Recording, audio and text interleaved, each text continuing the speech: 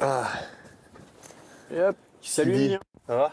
Allez, c'est parti pour un petit taxi biathlon. Allez, Enfin, biathlon pas tant que ça, puisque pas de biathlon aujourd'hui, jour de repos. repos, day off, on oublie le biathlon. Bon, t'es quand même un grand amateur de musique, donc je te propose de choisir la musique. En plus, ce qui est pratique, c'est qu'en post-prod, on peut faire plein de choses, donc il y a juste à claquer des doigts pour que ça se lance. C'est pas faux. Et je pense que je vais choisir I Want You to Know de James Blake. Allez, bah vas-y. Parti. Alors, je te propose un truc. J'ai mis Vas-y. une tablette là à droite. Ok, Tu peux l'attraper. ok, Je sais pas si t'es au courant, ouais. mais depuis la fin du mois d'août, les skyblogs n'existent plus. Donc toi, J'ai t'en avais un remarqué. pendant des années. Parce que j'ai voulu retrouver mon Skyblog il y a quoi? Il y a 4-5 jours. Et j'ai pas réussi. Bah, ça n'existe plus Skyblog, mais j'ai fait 2-3 impressions écran il y a quelques mois avant que ça disparaisse. Et donc j'ai conservé God. cette petite photo. T'as Bah, été gentil, hein, d'ailleurs. Ouais, j'ai pas pris la pire. Raconte-moi un peu ce que tu raconterais à ce gamin qui est toi, là, avec quelques années de recul. Ce gamin, ça je m'en rappelle très bien, c'était les championnats de France minime, donc c'est la première fois où on a des courses, pas seulement entre guillemets de village ou de région, mais la première fois qu'on se retrouve avec d'autres jeunes, d'autres environs. Là pour l'anecdote, je deviens champion de France minime, donc c'était le premier titre que je pouvais avoir. Et je pense qu'il y avait des rêves plein la tête. À cette période, j'étais un peu partagé entre vélo et ski, mais quand j'avais 15 ans, j'avais décidé d'arrêter le ski. J'avais dit à mes parents voilà, que je voulais me consacrer à fond dans le vélo. Le ski, j'en avais marre. Et malheureusement, j'ai contracté la mononucléose à ce moment-là. Donc l'été, c'était pas bien passé en vélo. Et par contre, l'hiver, j'avais été assez bon en tout cas pour intégrer le pôle espoir de ski sur Villard-de-Lans. Et je t'avoue que j'ai cru au destin. Tu parles de ski beaucoup, de vélo. Est-ce que tu te souviens de ta première fois à la carabine? Je pense que tout biathlète s'en rappelle. C'était avec Thierry Dussert et un de mes meilleurs amis, Johan, que je salue. Et je pense que les premières balles, c'était une C'est quel âge pression ça énorme. exactement? Ah, 15-16 ans. 15-16 ans, on attaque à essayer le tir à la 22. Moi, ce que je me rappelle surtout, c'est que c'est très étrange de ramener une arme à la maison. Ça demande des responsabilités, faire attention. Ce qui est drôle, c'est dès les premières balles, tu ressens de l'excitation, mais aussi du stress, parce que tu as envie de faire basculer les cibles. Et ça, en fait, ça reste toute une carrière, je pense. Et c'est ça surtout qu'on doit essayer de garder en tant qu'athlète, c'est avoir le même état d'esprit qu'on ait 20 ans, 22, 25, 30, 35. Si on a finalement cette âme un peu d'enfant, si on se raccroche tout le temps au pourquoi on fait ça, mais vraiment au plus profond de nous-mêmes, on peut garder cet état d'esprit. Et je pense que c'est ça qui fait des athlètes avec vraiment des longues, de la longévité en tout cas dans les résultats et dans les pertes. En parlant de longévité et d'idole, il y en a un qui est devenu une idole pour plein de jeunes maintenant. Ouais, Il nous a laissé un petit mot pour le toi. GOAT. It's ready? Yeah. Hi, Emilia. I just wanted to say I really enjoy competing with you. You are also a good friend in the private.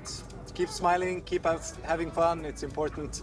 The results always matter, but being friends matters even more. So thank you. Johannes, je pense que si j'avais 16 ans, ce serait le biathlète que j'adorerais par-dessus tout. Sa simplicité. Je pense que très souvent, et encore plus dans le biathlon français, on s'est construit en regardant Martin réussir.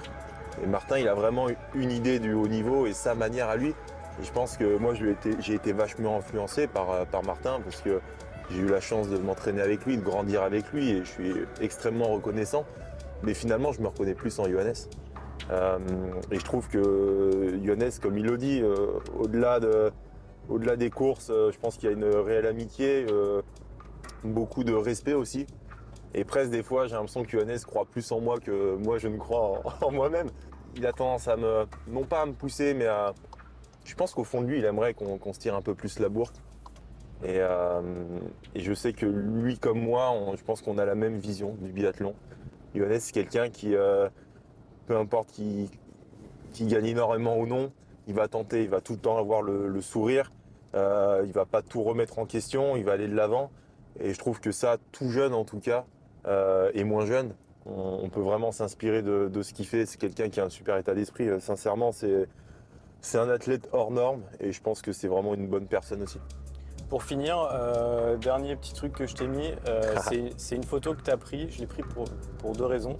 Vas-y. Déjà parce que ça permet de parler de cette ouverture d'esprit que tu as. Tu n'es pas uniquement focus sur le biathlon, tu as besoin de respiration. D'ailleurs, Ouais. là, on m'a chargé de te trouver un petit musée pour aller t'aérer l'esprit. Donc on va voir si on trouve Carrément. ça à Östersund.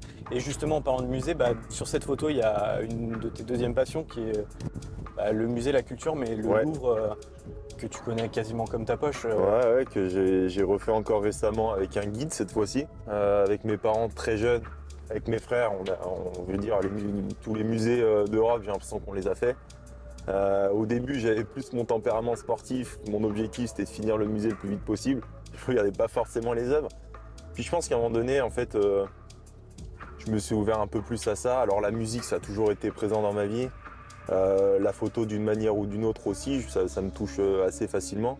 Et j'ai vite remarqué que le sport était plus un moyen d'expression pour moi que juste une recherche de résultats. Et juste pour te titiller, certains considèrent que le 1% où tu fais autre chose, c'est 1% de moins que tu donnes à ton sport. Ouais, je me suis souvent posé la question, hein, parce que étant, comme tu le dis, un athlète qui veut performer, je pense que je m'investis énormément dans mon sport. Et je suis plus dans une optique aujourd'hui où je pense que je vais être capable d'être encore plus régulier et plus performant si je suis vraiment moi-même. Et j'ai pas envie de brider certains côtés de ma personnalité simplement parce que les autres biathlètes font de telle manière, tu vois. Merci Emilien pour ce petit chemin. Je crois Pas de qu'on quoi. est arrivé au musée, ou pas sûr, Il y a mais un on va, musée, essayer, là. on va essayer de le trouver. J'arrive au bloc, non? Merci en tout cas. Pas de quoi.